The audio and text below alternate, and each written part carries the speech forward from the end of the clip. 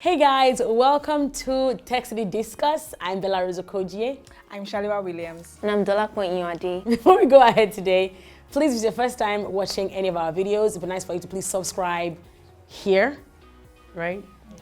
And click on the bell icon as well. So every time we post up something, you are the first to actually get notified. First dibs on our account on YouTube. That's what I mean.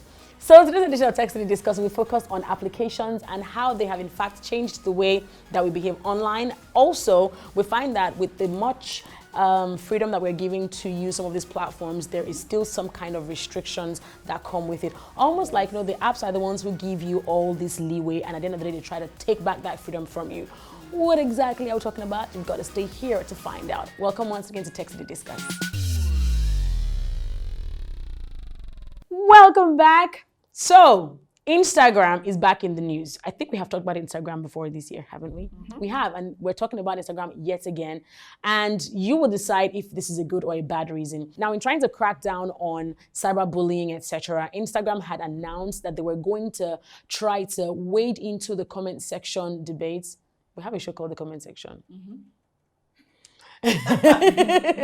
And that way, they said they were giving a lot more control to users in that you would be able to restrict the kinds of people who commented on your page, and you could also approve or dismiss some comments if you thought they were abusive or if you thought that they were violating their community guidelines.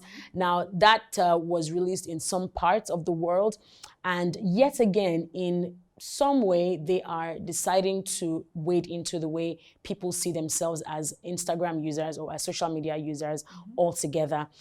We had talked about how Kanye West last year, I believe, had said that social media was causing a lot of damage in that people were bothered about the number of likes they had on their pages, the number of followers they had, etc. And he had just suggested, just on a whim, that perhaps Twitter, I think in particular, should take away the follower count on people's profiles. Instagram might have been the first person to act on that suggestion by Kanye West, and they have now announced that they want people who are on Instagram to feel good about themselves and share the things that they want to share without feeling like they have low self-esteem or without feeling any type of way. And so they have now publicized information that will see them taking away the number of likes and the number of views on posts that you put up on your page. Is that good or is it bad?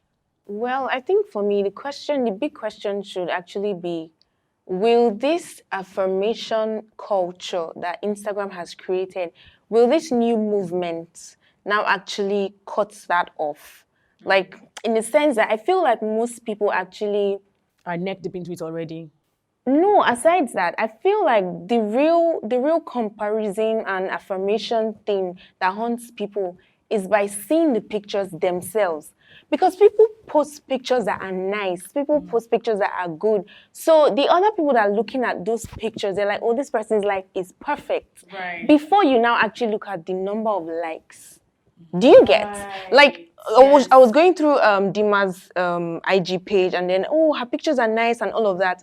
I did not bother to check the number of likes. Did you even like the picture? Exactly. No, you did not. I just looked at it and I'm like, how does she get her pictures to be that good? I feel like the real hunt comes in the quality of pictures that people post, which is not supposed to be a bad thing. Right. But then it now makes other people feel like, oh, their lives are not perfect because their pictures are not this perfect and all of that. So I feel like Instagram is doing a good thing by reducing the whole thing of low self-esteem and all of that. But still, there's still a lot of work to be done. It's not just number of likes. It's still Instagram itself is always going to the fact that it exists. Yes, is always going to create that whole That's whole a thing. whole other conversation Exactly. entirely. Yeah.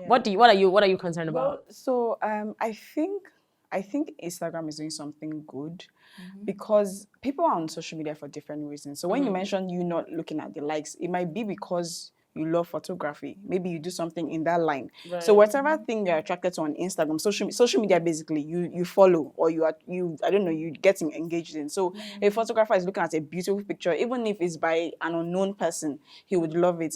People really look at likes on Instagram. Like, people really do. And I feel there are like two categories of people who use social media. People use it for business and people use it for leisure.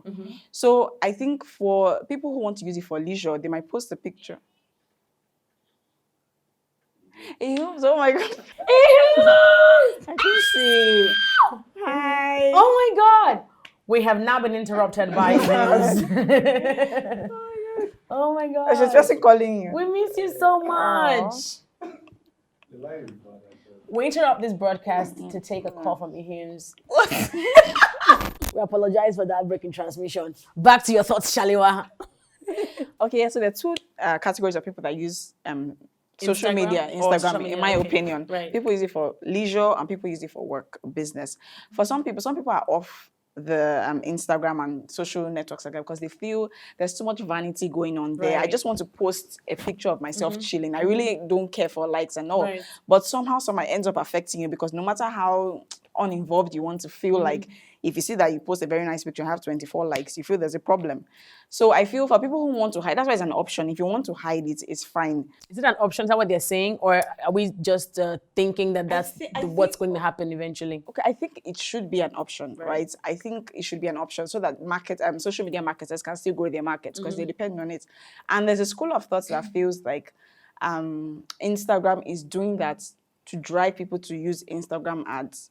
Because the Instagram influencers do not make money off Instagram. Like, you have you grow your market yourself organically and then with followers and everything, people are able to follow you. So if they do that, if it's not an option, they disable these people from having that market that they've grown and they depend on, and then it drives them to Instagram ads. So I think I'm also equally concerned about the social media influencers because they rely on the number of likes and views and even comments as well.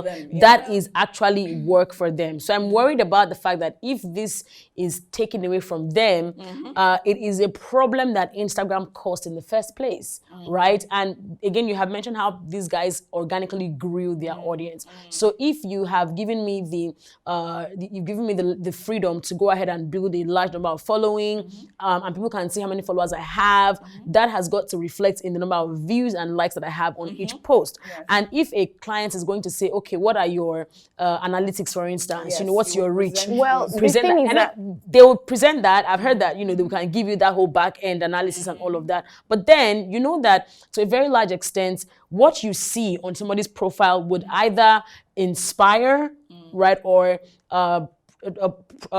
prod you to also act. So I see that this person has maybe 1 million likes, for instance. I want to also double tap that picture, or I want to leave a comment, or whatever it is. But if you take away that information, I think it would also have an effect on how people interact with posts that they see. yeah, because we're already used to that. I'm just like, And then there's also the other angle of people who don't necessarily use Instagram for business, who don't have that many followers. So it's like, well, whatever, take it away, we don't care. But other people who actually make money from this thing, are you trying to take it out of their mouths? And how will that also even improve the usability of Instagram? Some might see it as, oh, they don't want us to do this, and then fine, I'm dumping Instagram. I don't know if it will affect it would affect the company stocks wise, and how they perform. But you would recollect that when Kylie Jenner complained about something on Snapchat, it affected them big time. So imagine that right now, I think she might be one of the highest paid social media influencers on Instagram, one of the highest, right? Cristiano Ronaldo is the highest paid sportsman to post anything on Instagram. So I'm curious about these people, these things may be affecting them, and it's further making them decide, maybe I shouldn't be on Instagram anyway, and then them completely leaving. How many people will be left on the social media platform? But I was going to say, I think generally it's like this general house cleaning across different social media platforms. Because if you use YouTube, you see that, especially I tried using it on the system. I couldn't see. If you use it with your phone, there's something that reads, a second please. Remember to keep comments respectful and to follow our community guidelines. That's so new. That's a new one from YouTube. It's just like even a reminder. Instagram has like a rethink feature. But if there's one thing one can take away from it, because I was reading somewhere and it seemed like very important, that it's just a reminder that a lot of platforms people use to grow their businesses are subject to change. So when you're Absolutely. growing your business, Gotta be careful. you have to be sure that you're also growing your brand, so that if a social media platform Just comes tomorrow and says, disappear. we don't want to do this anymore, happens how to well you? have you grown your brand outside of that social Yeah, media such platform? that it can still stand on its own. And speaking of people who have grown their brands, perhaps on Instagram, Davido made the list. He's the highest paid Nigerian. Yes, and the second highest paid paid African. Tiwa Savage is also on that list. Funke Akindele is on that list as well. Wizkid is also on that list. I think that's about all the Nigerians who are on that list. So yeah, I guess that's just worthy of mention.